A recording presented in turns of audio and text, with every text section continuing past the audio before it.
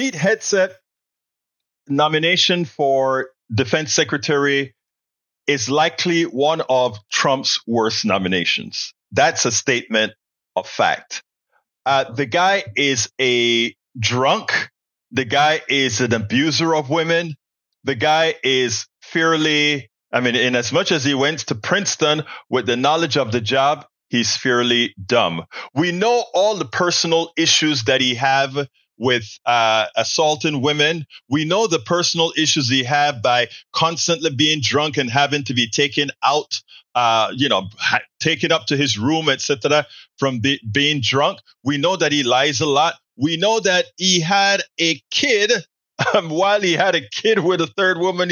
It's funny because it's amazing how that behavior on the other kind of folk would be considered such a moral depravity, would be considered such a thing that disqualifies you from any job, let alone the Secretary of Defense. But again, it turns out that people like Donald Trump and Pete Hegseth can fail themselves upward. They can be the most depraved characters there are and still fail themselves higher and higher and higher again with the help of many Americans who, for reasons that falls out of the scope of this particular blog post, is likely the reason. Tammy Duckworth. Democrats on this panel, I don't believe, went as hard on Hegseth as they should have, except for maybe 3. Elizabeth Warren, Senator Kaine, but no one did it like Tammy Duckworth. Tammy Duckworth didn't even bother about the guy's moral depravities. Tammy Duckworth didn't even worry about him being a drunk. She went straight to, you are simply not qualified. You are simply not qualified. But the best part about it as well, and she said, if you are using part of your qualification as, hey, Trump, one of the best businessmen, picked me to be the Secretary of Defense. Do remember, she says, that Donald Trump is a terrible businessman. After all, he went bankrupt 6 times. I want you to listen to Senator Tammy Duckworth. I thought she did an excellent job, and then we'll take it on the other side. Mr. Hegseth, this hearing is about whether you are qualified to be Secretary of Defense. And one of the qualifications, to answer my colleague's question, is to actually win the votes of every member of this committee and to be confirmed by the United States Senate.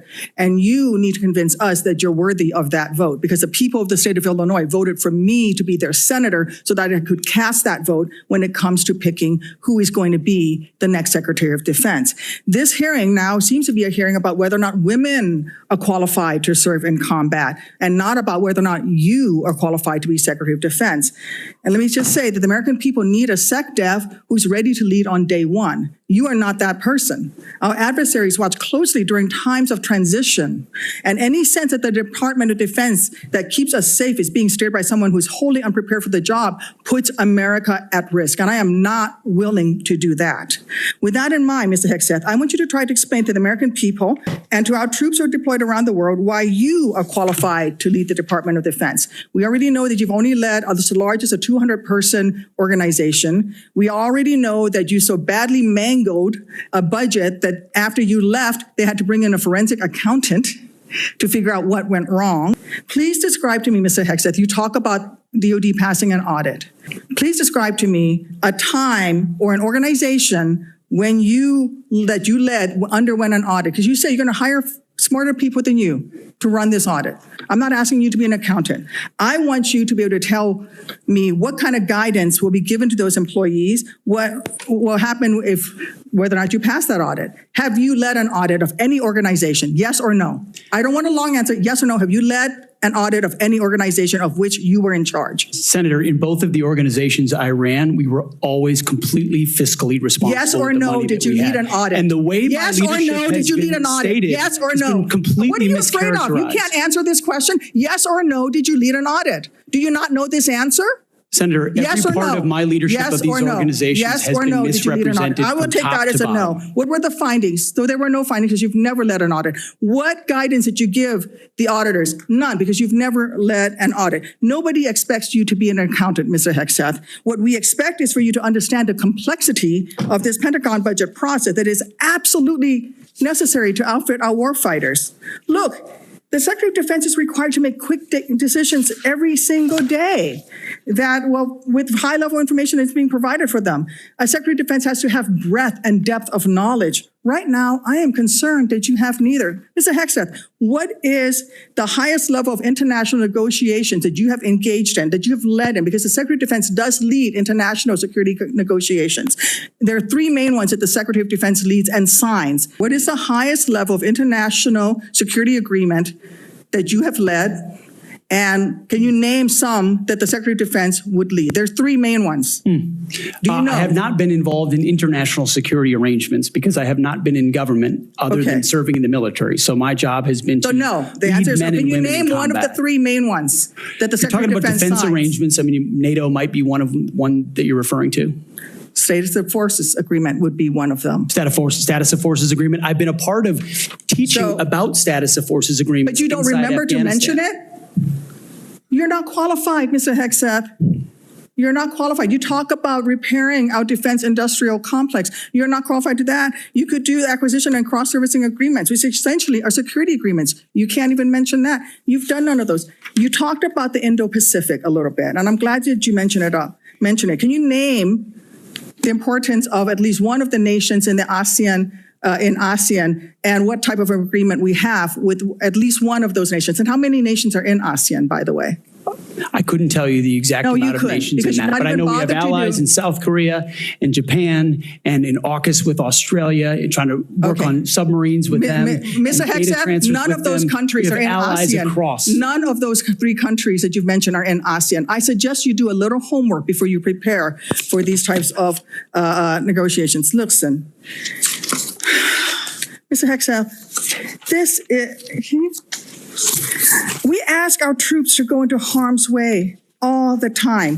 We ask them to go into harm's way. And this behind me is a copy of the Soldier's Creed, a copy that usually hangs over my desk here in the Senate. And you should be familiar with it. It's the same copy that hung over my desk at Walter Reed every single day that I woke up and fought my way back because I wanted to go back and serve next to my buddies who'd saved my life. This same copy, these words are repeated over and over and over again. And let me read out two things to you, two sentences. I will always place the mission first, and I am disciplined, physically and mentally tough, trained and proficient in my warrior task. Mr. Hegseth, our troops follow these words every single day, and they man up and they pack their rucksacks and they go to war. And they deserve a leader who can lead them, not a leader who wants to lower the standards for himself or raising the standards for other people. And by the way, our troops already meet the standards. We ask troops to man that ship, fight that fire, fly that helicopter until their very last breath. And they do that every single day. They cannot be led by someone who's not competent to do the job.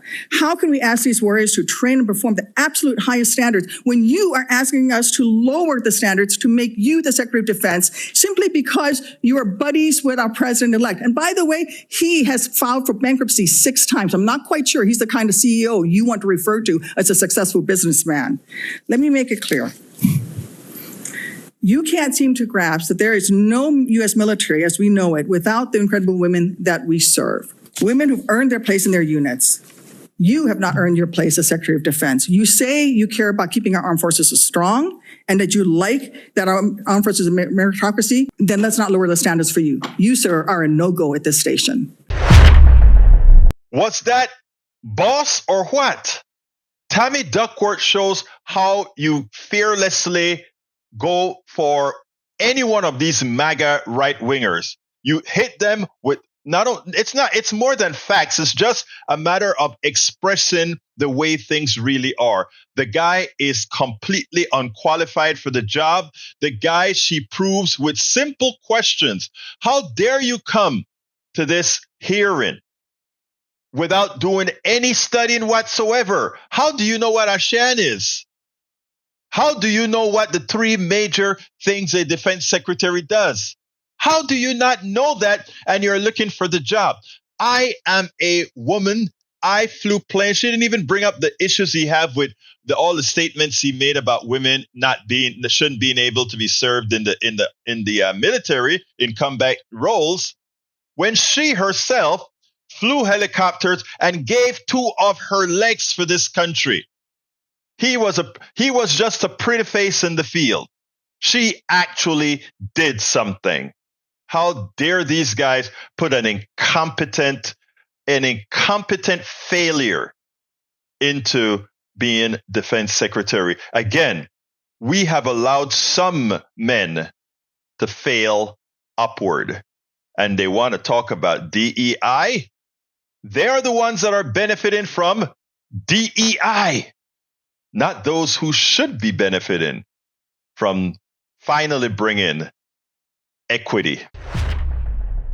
We spend a lot of time deconstructing the news, trying to parse it into a form that everybody can understand. We try to find those little nitpicks where it flies above the fray, etc. If you really like these videos that we do, I want to ask a big favor. Please go ahead, number 1, subscribe to our channel, and number 2, please join if you can. Thank you so kindly for watching. Keep watching. Please remember to share. We must populate the entire internet with our progressive message, a message that we know is what most Americans say that they want. So help us, please join.